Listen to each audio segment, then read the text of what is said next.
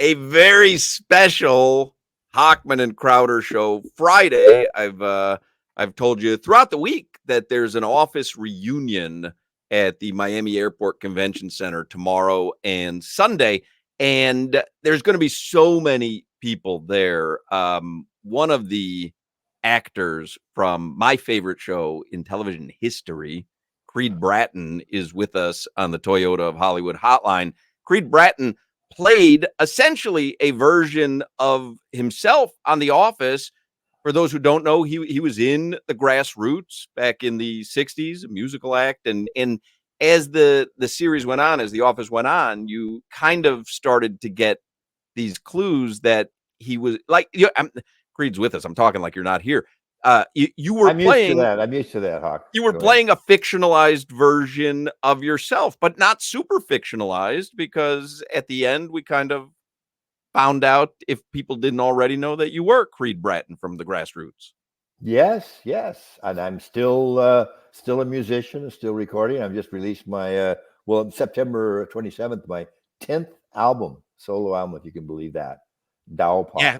Did you get a copy of the? I did. Corner? They sent us an advance copy. It sounded great to me. I love the sound of it. It's called Tau Pop, as he just said. It's Creed Bratton. If you've never heard, I know there's younger listeners to the show who may not have ever heard a Grassroots song. If you've never heard the Grassroots, you can listen to it on iTunes. But Creed's got his new album coming out in September. And what did you love more? What do you love more, I guess I should ask? Is it performing music, or was it the years that you spent playing Creed Bratton on The Office? Well, back in the 60s, the groupies and the drugs and the free sex, that kind of weighs in one direction. That's fair. That's fair. But still, the money got better later on TV. So I don't know, 6 of one, half dozen other. Right. They each have their pluses. They each have their minuses. Well, actually, it doesn't sound like there's any minuses. They each have their pluses. No, they have their pluses. People ask me, when people meet me, though, Hawk, they're either disappointed or relieved, because I'm really not the guy I play on TV. I made him up. He's a fictitious character, obviously. Well, I was going to ask you that. Is there any part of you that's in Creed? Because here's what happens. Solana and I mean, I've seen every episode a billion times, and I get fooled still by TV as much as I've watched and talked with actors, throughout the years of doing radio. I still get fooled, where I start to believe that there's no way the person I'm watching isn't actually like that person. Right. Well, I get fooled in movies. So, and I mean, your brand of humor on that show, I mean, it was just, I think it's one of the best television characters of all time. Oh, wow. Well, yeah. Thank you. You never knew what you were getting from Creed Bratton. I mean, you never knew what was going to come out of your mouth. And so there was none of you in that. Well, I'm sort of an enigma to myself. Even I speak of myself in the third person a lot. I sometimes wake up and say, what would Creed do in this situation? And I'll just look it out, and I'll always go, that's my reference point, as a human being, what would Creed do? And then I just react from there, basically. Yes. And as far as your role, it was minimal. I think it's fair to say, in the sense that we didn't hear from you often, but I think that's what was so genius, because every time we did, it was almost always like in this random situation where you would have like this one zinger that was always hilarious. Did you like that? Was that what you envisioned your role would be from the beginning? Salon, it's not a matter of what I envision. It's the big boys, Greg Daniels, the comic genius who was our showrunner. I had lunch with him a few months ago, and he was discussing that same thing. People were lobbying for a while, because my character, argumentatively and great for me, he became more popular, and there was that cult. Oh my God, the cult faction with people. Sometimes I just got to go on a little tangent here. My lawyers called me a couple of weeks ago. There was a group up in Scandinavia, a heavy metal group that was one of the Creed cult, and they're all around the world, and they have little altars with my face in there, and they play the Creed, my music and stuff like that. And he said, well, here's the problem. They're sacrificing small animals in your name. Now, I was flattered. I said, thank you so much. I said, but please don't do this. Anyway, getting back to that, it's been great. Great. People said, well, maybe we should give Creed more because it's just what he does is so funny. And he kept thinking, no, less is more. And we both agree that I wouldn't be here talking with you if I'd done more. That I got tired of the character probably. But just that. But every now and then, it's just that little tidbit, that little pepper, the spice that the show needs. I quote it on this radio show all the time. Crowder has no idea what I'm talking about, but Solana does. I love when you're up at the easel and Bo Body, and what's the B stand for? And Kevin says business. Yeah, it's what it is. Your little turn as the office manager was pure brilliance. I like it. Good, Kevin. I like it. Yes, I love that. Do you have like something that people say to you when they see you at an airport? Do they see you at an airport? Do they just yell Creed, or do people yell I like it? Like what's the thing? Well, they run most of the time when they see me. That's unfortunately, especially the young children. They their mothers go, oh, he's going to steal something from us. No, I'm not. I'm just a doctor. They go. There's a litany. It's almost like people would say that's what she said. If there's a Tourette's, they don't know what to say to me. They go, which one's Pam? Someone making soup. Bo Body. Later skater, cool beans. And they yak, and I'm going. And they go, remember when you threw the keys? I went, yes. Remember when the keys was nobody there? I remember that. Yeah. Remember when you said, did you get the chariot to Pam? Yes, I do remember that. Oh, it's like Chris Farley with Paul McCartney. It's the same thing. We had Paul McCartney. We had Andy Buckley on, and I said, I think I'm doing the Saturday Night Live skit here where I'm just being Chris Farley saying, do you remember? Because I love The Office so much that as you're talking, I want to say to you, do you remember when you were at the bar and we found out that you were doing the fake IDs when all the kids started walking in? Because I thought that was a brilliant scene as well. But that's all I want to do is say, do you remember this? Do you remember that? Solana, I think we've got him so he won't do that now, right? Yeah. I can't help it. The problem is I can't help it either because I want to talk about Northern Lights Cannabis Indica with you as well. Like I'm guilty of it as well, Creed. Yes, but you can understand my point of view too of going, yes, and by goodness gracious, I'm so appreciative of what's happened to me as an actor because I'd been struggling for years and years since the grassroots. I was in class right up to the day. I work in class, putting up scenes and memorizing scripts every week. So I tell people, young actors, I say, do not stop. If you get discouraged, you never know. You never know I was in my 60s when this happened. Luckily I'm staying in good shape and stuff like that, and work out. Things like that. So that's part of it. That was ready. Creed Bratton ready to go. Is with us. I should reset and remind everybody the Office reunion is this weekend. It's Saturday and Sunday, tomorrow and Sunday at the Miami Airport Convention Center. You can get tickets and info at officereunion.com. Rainn Wilson's going to be there. Angela Kinsey's going to be there. She's a horrible person. Leslie David Baker is going to be there. Stanley, Kate Flannery, Oscar Nunez, Melora Hardin, Tim Meadows. I mean, it really goes on and on and on. Are you in contact with many of the actors from The Office? Oh, I see Angela all the time. Oscar and I go out about every 6 weeks and have sushi together. I see Rainn a lot. I stay in contact with a great deal of them. Not everybody, but you have. This is a touchy subject. I have in my head the ranking of office managers. Mm-hmm. And just about everybody had a shot at some point at being a manager. But far and away, my least favorite was D'Angelo Vickers. And I will tell you, far and away, well, I shouldn't say far and away. My favorite, I guess everyone's favorite is Michael Scott, obviously. But I loved Robert California. When I tell you I loved the Robert California season, when I was growing up in the 80s, James Spader was like the it dude. And I thought that character was brilliant. And certainly you're in the Mount Rushmore. What did you really feel about that, Hawk? Did you really like it? I did love your run at it. I like Andy. But I really thought the D'Angelo Vickers episode, 4 episodes, I thought they kill me Will you comment? I will comment about Spader, how intelligent the man is, because we'd be going to the set and we'd be talking about music. His son was learning how to play piano, yes, and so we're talking about music theory and things like that. And he said, "Oh, I got to get my lines." Like, hang on a second, Creed, I got to get my lines. He'd glance down at the script. He'd go, "Okay." I said, what are you doing? Now, look, seriously, he has a photographic memory. And he can glance down, and he just sees it. He says, "I look at the page and I take a picture." So later when he's on the set doing it, in his mind, he sees it just like a photograph, and he's reading the lines on a photograph like that. And that's how he's always been able to do it. That's It's unbelievable. amazing. I loved everything. By the way, I love the darkness there. The yes. the stuff. When I was, remember the scene where we were at his house in the pool, and I'm in a Speedo with the tiara with my guitar, and he drops trowel and jumps in the horrified look. I haven't seen all the episodes.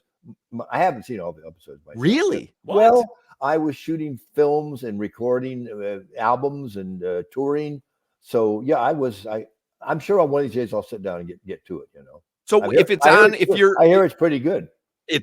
I've seen every episode a million times. The pool party is on my Mount Rushmore of episodes. The dinner party is on my Mount Rushmore of episodes. I love Survivor Man, where he goes off in the wilderness, and he cuts off his pant coats and makes a hat, and he's talking, explaining it like it makes so much sense. It is so great. And Dwight's keeping watch over him during the whole time. He's surviving just fine. Yes, but you're telling me, so if you're flicking around and you come across The Office on Comedy Central, do you not stop? Oh no, that's easy then. Yeah, that's easy if I'm there stuck. And sometimes you'll see an episode that you haven't seen. I do. That's good. It's great fun. And I'll go, "Oh, it was pretty funny there," That's wild to me. Yep. That's wild. Yep. Well, it's one of those things as I'm sure if you talk to other people in the office or any successful show, you can't predict lightning in a bottle. The synergy, that brilliant juxtaposition of writers, comedic timing with the actors, the crew, everyone's getting along, and it shifts, and everyone's just doing their job. And they are doing their job. And you're in the heat of battle. And of course, on the set, we were always in character. We never knew when that camera was going to whirl around and get you, because they'll do something and they're trained to just whirl, get you. So I can't be here like I am right now. If the camera comes on, I gotta be Creed. I got to do that broken tuning fork kind of look that I had. That is a great description of the look. It's all he's celebrating, that guy. Yeah. Use that. Creed, is it true? Because we're such big fans of the show, and there's so many podcasts surrounding the show. But Jenna Fisher and Angela, who played Angela, but Angela Kinsey, they have that podcast, The Office Ladies Podcast, and you were a guest on that podcast as well. Yes. But I remember listening to an episode where they actually mentioned season 2, the Halloween episode. There was a point where you tried to get Devin fired, not one of the more popular. Oh, I got him fired.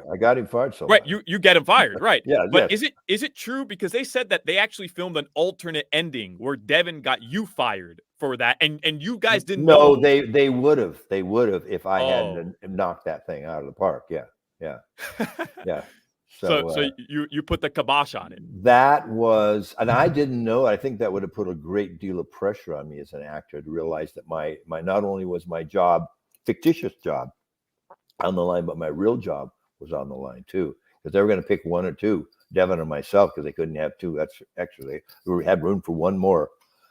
So, but I had prepared for so much. I literally the week before had the lines recorded on a tape recorder with a timer at 3 a.m. Subliminally, it would go off under my pillow, this little speaker, and I'd hear the lines in my sleep. This is honest to God truth. The lines would go off in my sleep, and I'd wake up and say, "Boy, I really know these lines. I know these lines." And on the day we're there, and they walk in like this and say, "Oh, Steve, Creed." They have a 6.5 page. It took most of the day for us to go back and forth between Steve and I. Said, "We made some changes."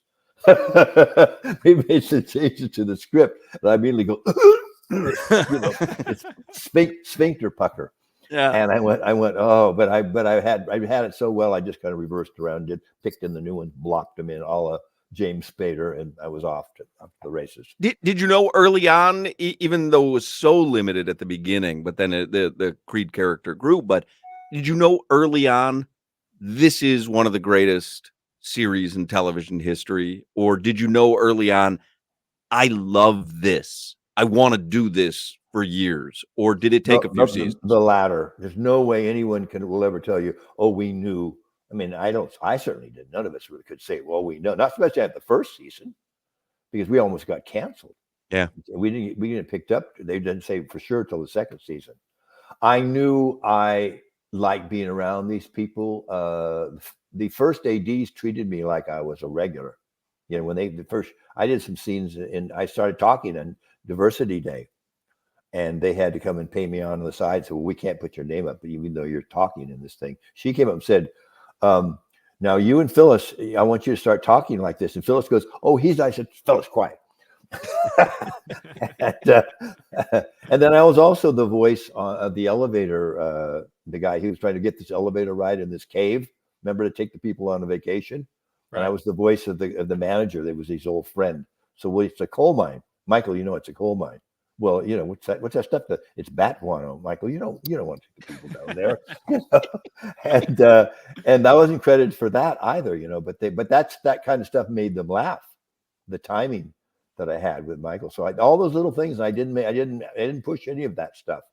And that stuff's organic, because it happens on the radio too. Like, and obviously they recognize that there's an organic relationship with the other characters and your character, and that's how slowly. Like, I guess if I said to you, if we had talked to you during season 1 or season 2, and we said at some point Creed's going to be the branch manager, you'd have said you're out of your bleeping mind. Like, there's no chance. Yeah, you're hawking up the wrong corner there, man.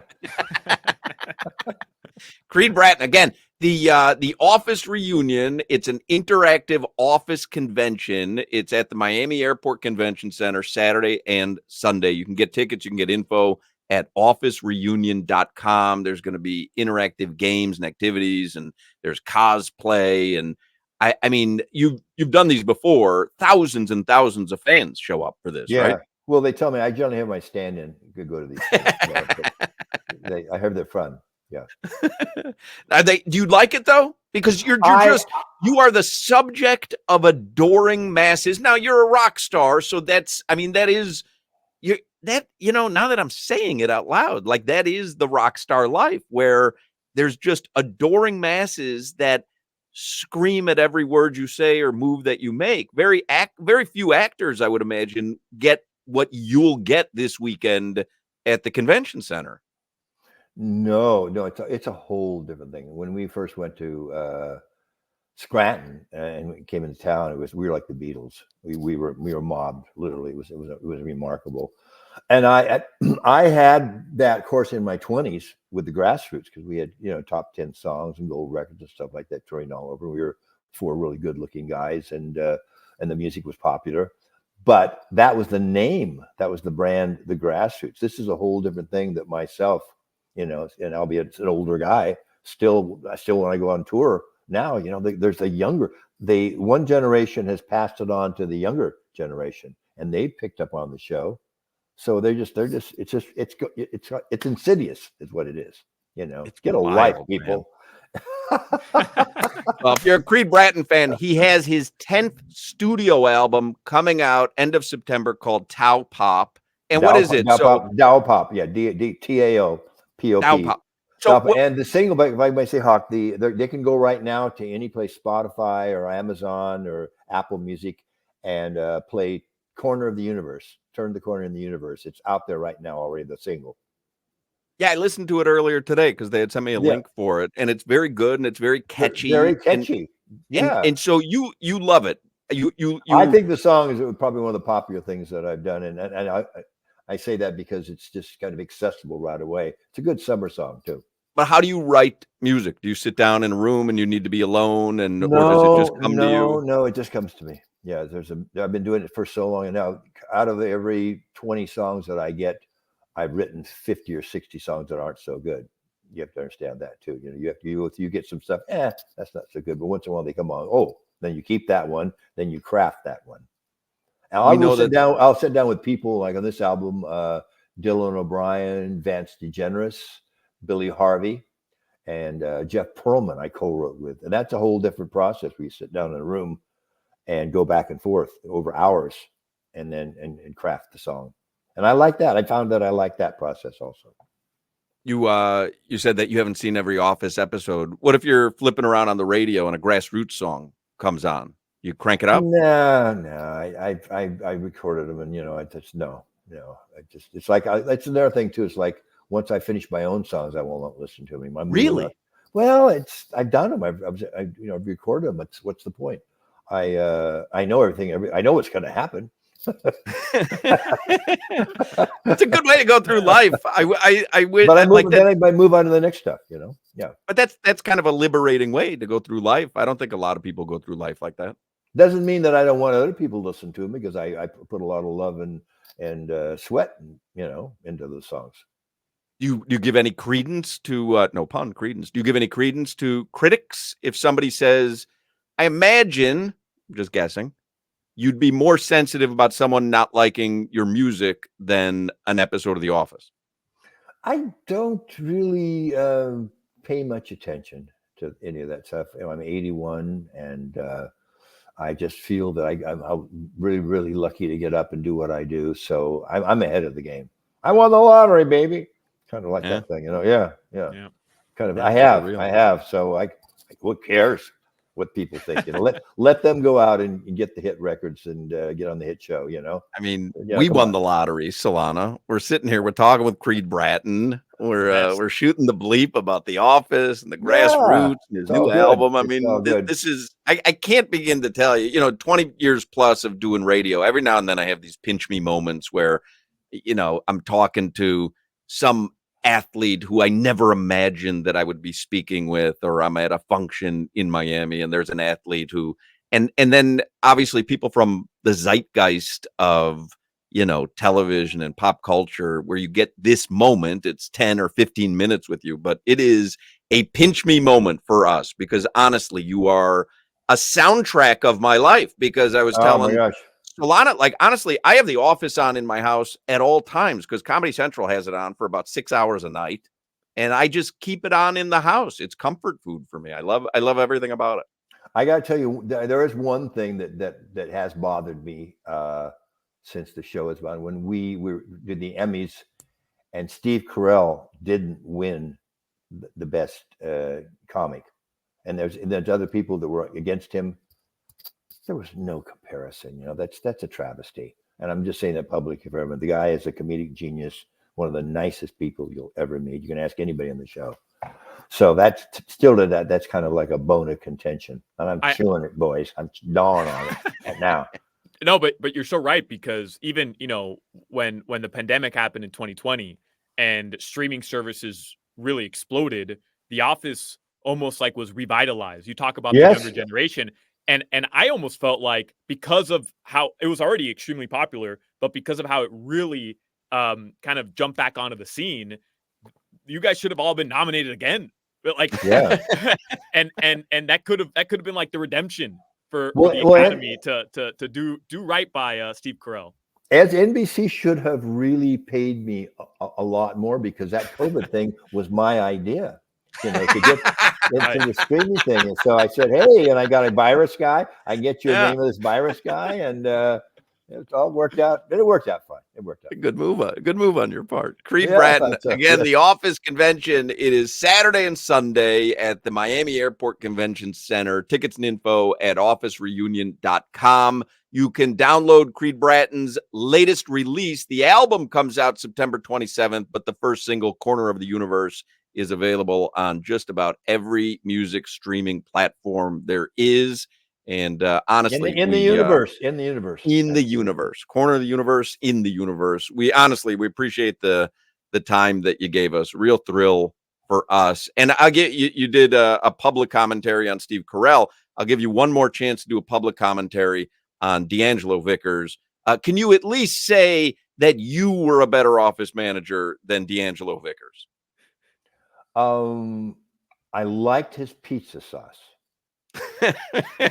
What about the invisible juggling? That wasn't that creative, Genius. was it? Everybody Genius. raves about the invisible juggling. What was really going on there?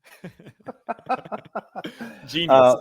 Hawk, Solana, thank you so much for having me. I can't get a public comment on it. For having me. Well, you're not going to throw your fellow people under the bus. You're not gonna Well, I do that all the time, which is why I'm still toiling away on AM radio after years of trying to do better. Yeah. But I had fun. Thanks for having me, guys. No, we appreciate it. And anyone who's an Office fan, you should be at the Miami Airport Convention Center Saturday and Sunday, because it sounds like it is going to be. If you're going to be there, both of you, my stand-in will give you a free autograph. We'll let him know we already know him. Yeah, you already know me, his guy, his boss. Yes, we appreciate it. Creed Bratton from The Office, and again, the album comes out September 27th. But go download the first single, "Corner of the Universe," right now, wherever you get your music. Thank you, Creed. Thank you, Hawk. Thank you, Solana. Thank you. And say hi to all those football guys out there for me. Okay. We will do so. I'll start with Crowder. Be careful with the pigs. Be careful with the pigskins, guys. We'll come back with more Hochman and Crowder after this. See you, gentlemen.